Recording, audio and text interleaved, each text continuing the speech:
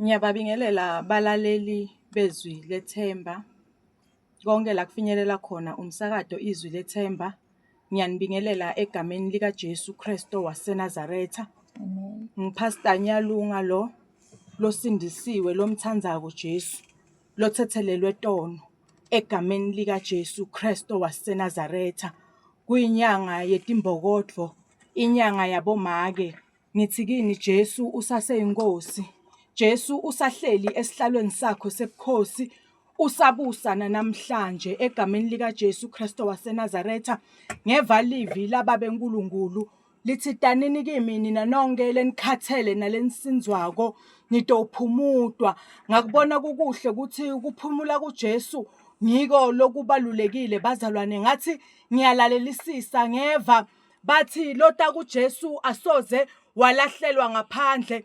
Ngibonile esikhathini lesiningi bantu lesibathembile nebantu mhlambe lesibuke kubo basilahla, kepha uthi Jesu leketa kuye angeke aze amlahlele ngaphandle. Kungako namhlanje ngatikhethela kuthi ngcono ngihambe nalendvodza ngoba lendvodza ithembekile. Bantu lesihamba nabo bahamba bangathembeki, bantu lesihamba nabo bahamba basishiye endleleni. Kungako mina ngatithathela sinqumo ngathi ngcono ngigijimele kulendvodza ngoba lendvodza yona inemandla. Nawuhamba nayo uyaphila, nawuhamba nayo tintfo tiyenteka egameni likaJesu. Ngalawo mavi ngithi ngiyanibingelela nonke balaleli bezwi lethemba, konke la kufinyelela khona umsakati izwi lethemba. Bingelelekani egameni likaJesu Kristu waseNazaretha. Haleluya. Namhlanje sihloko sethu lesitawugijima ngaso sithi, do you have a relationship with God? Hallelujah. Ngabe sowunabo yini budlelwane nababeNkulunkulu egameni likaJesu Kristu waseNazaretha? Live lethu silithola lapha encwadzini imisebenzi yabapostoli izenzo, the book of Acts bazalwane. Hallelujah. Book of Acts 19 thola lapha verse number 15 lifundzeka ngalolu hlobo. Kepha omoya omubi waphendula wathi kuwo, uJesu ngiyamazi noPawula ngiyamqonda, kepha nina ningobani na?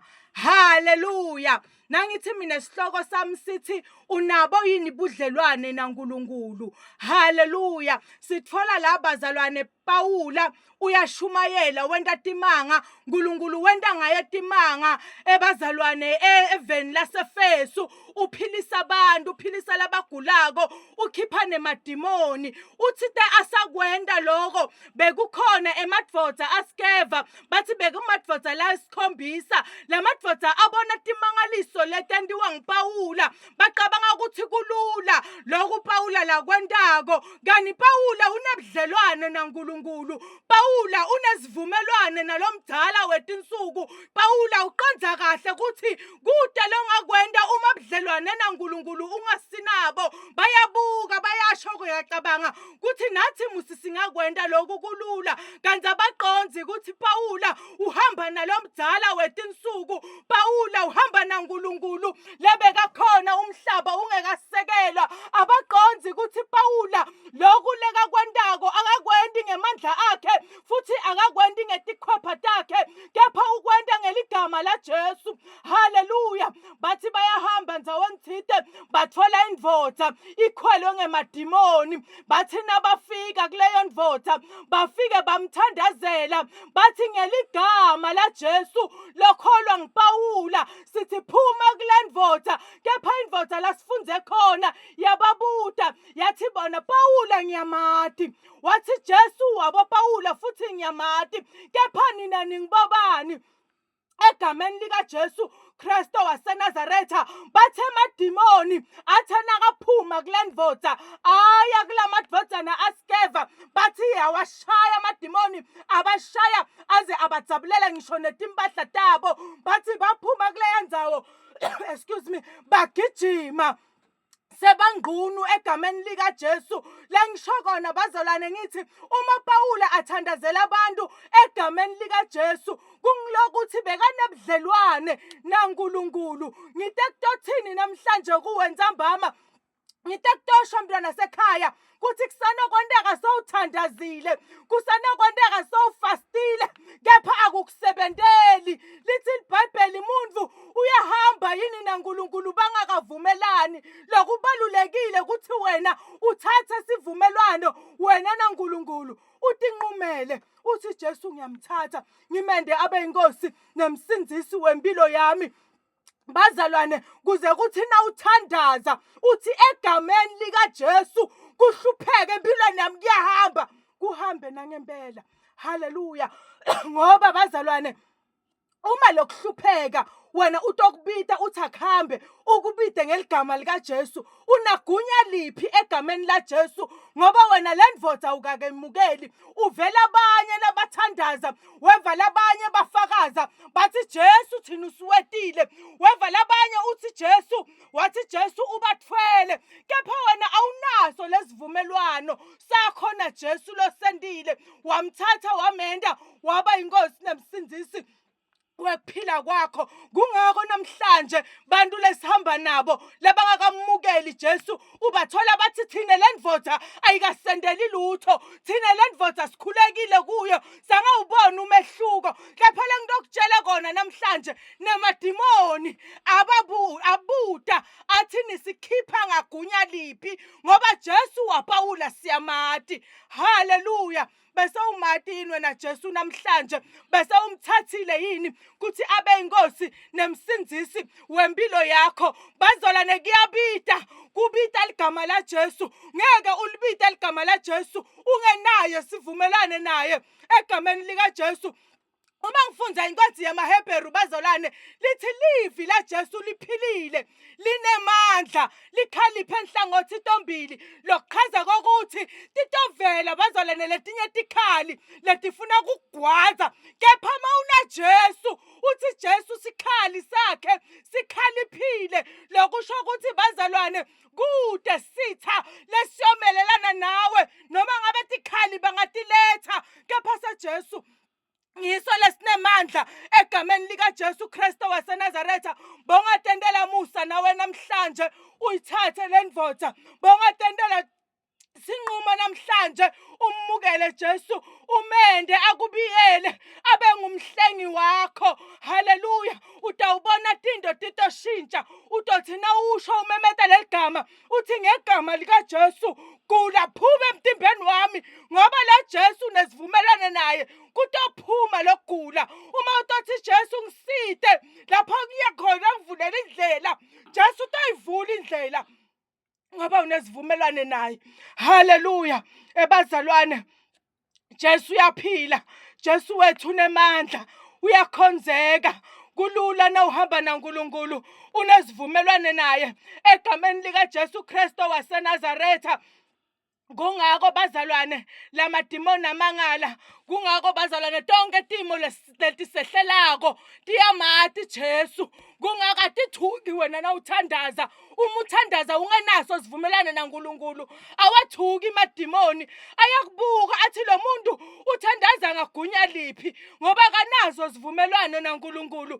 Kepha emadimoni lathi ukuthi wena unesivumelwano naNkulunkulu. Uma uqala uvula umlomo uthi Jesu ngisindise, uthi Jesu ndodana yaDavide ngisindise, Jesu uyakusindisa ngoba unesivumelwane nawe. Namhlanje ntsambama ngitomemeta lo nkulunkulu wapawula, ngitomemeta lo nkulunkulu lo wenda tintfo tenteke, ngitomemeta ngalo nkulunkulu lo wayekhona umhlaba ungakasekelwa, ngitomemeta ngalo nkulunkulu lo Pawula bekenta timanga ngaye, ngitomemetela ngalo nkulunkulu lona uthina umthatha akwende abe akuhlenge ngaso sonke isikhathi. Namhlanje bazalwane, sihamba nebazalwane labasalahlekelwe lithemba, labanye basho kahle bathi mfundisi thina lento yokukholwa ayikasisebenteli, thina lento yokukholwa sibona ngathi kungumdlalo. Kufanele mntwana sekhaya usho njalo, angani sivumelane naNkulunkulu awunaso, angani wena udala ume khona tukwe altari washo wathi Jesu uyamati. Le ndaba ifuna ukuthi nanihambisana ube unesivumelwane lesiphelele naNkulunkulu egameni likaJesu Kristu waseNazaretha. Siyambonga uNkulunkulu losinqobela njalo edvendweni lesandla sakhe. Siyambonga uNkulunkulu nanoma timo tehla uyavela yena njengaNkulunkulu. Sizathu azavele kulokuthi sinesivumelwane naye. Sizathu azavele kulokuthi siyamati. Asimemeti ngoba sivela abanye, asimthandazi ngoba sivela abanye, kepha satinqumela sathi Nkosi ngena etimpilweni tethu usihlenge egameni likaJesu Kristu waseNazaretha. Ngiko lonkulethile namhlanje kule nzambama bazalwane kuthi asawutiside nawufuna tindvo takho tikhambele kahle, tiside mntwana sekhaya, umthathe lo Jesu. Nawufuna tindvo takho tiqonze, yatisa yena tonke tindlela takhe. Nawufuna wena ukuthi Jesu akulekelele, mbite utakubiyela.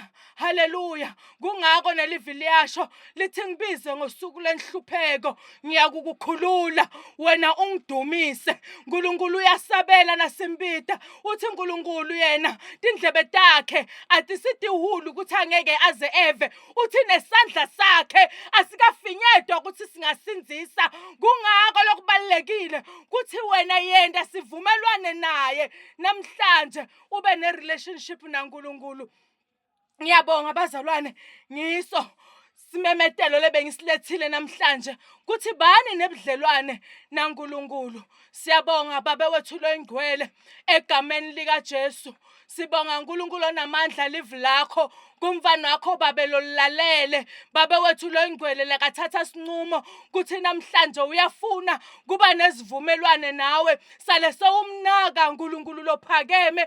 Sale Baba wethu loyingcwele umkhombisa kuthi wena uNkulunkulu lophilako. Sale Baba wethu loyingcwele ufakazela livi lakho kuthi Baba labakuvumako wena uNkulunkulu loyingcwele uyabamukela. Kuthi labakuvumako Baba wethu loyingcwele wena uyabanakekela egameni likaJesu Kristu waseNazaretha. Umuhle Baba, uthembekile. Asikaze sambona lohamba nawe enqotshiwe endleleni. Baba wethu loyingcwele siyakwethemba malanga nemalanga. We thank you Jesus.